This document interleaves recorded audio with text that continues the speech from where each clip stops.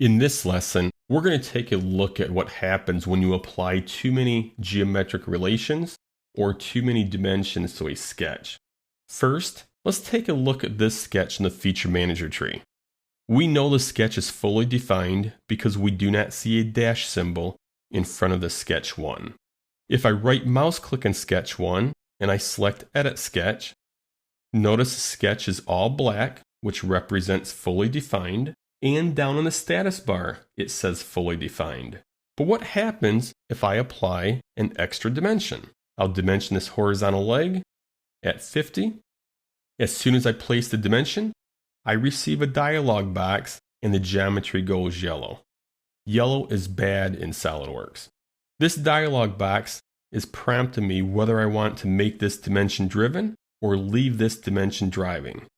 Because these two words are so close to one another, many new users find this terminology confusing.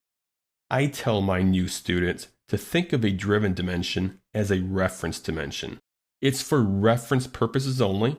It does not control the geometry, or another way to look at it, it does not drive the geometry, where a driving dimension does control or drive the geometry. I'm going to leave this as a driven dimension. Select OK, and then select Escape on the keyboard. Notice driving dimensions are black in color. A driven dimension is gray.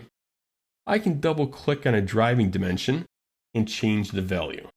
However, I cannot double click on a driven dimension because it does not control the geometry. It does not drive the geometry.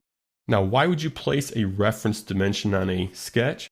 Well, if you needed a dimension for reference purposes, let's say the length of this leg was a number that you wanted to reference.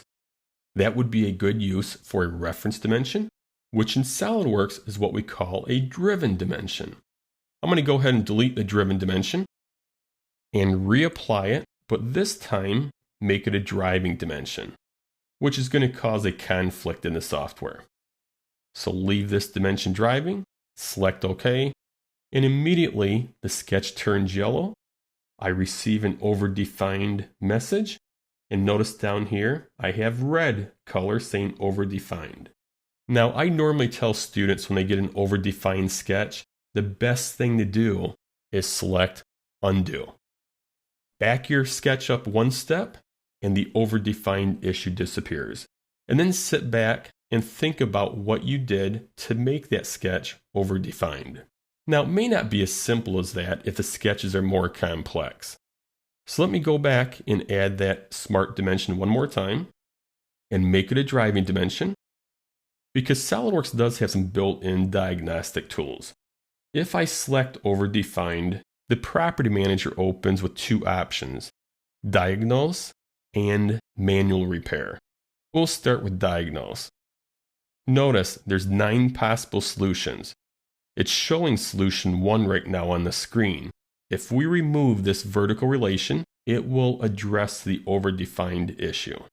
However, I can look at solution number 2 and just follow the red slash around the screen as I click through the different options. Now, if I want to remove this dimension, I simply select Accept and the dimension is removed. But before I do that, I want to show you the other option. So I'm going to select Overdefined, and this time do the Manual Repair. I can work down this list here, and as I work down the list, I see the different items highlighted on the screen. And by working down this list, I can decide which one needs to be removed. Looks like distance 17 should be deleted. So I'm going to select Delete. The dimension disappears. I'll close out of Sketch Expert, and we are back to fully defined.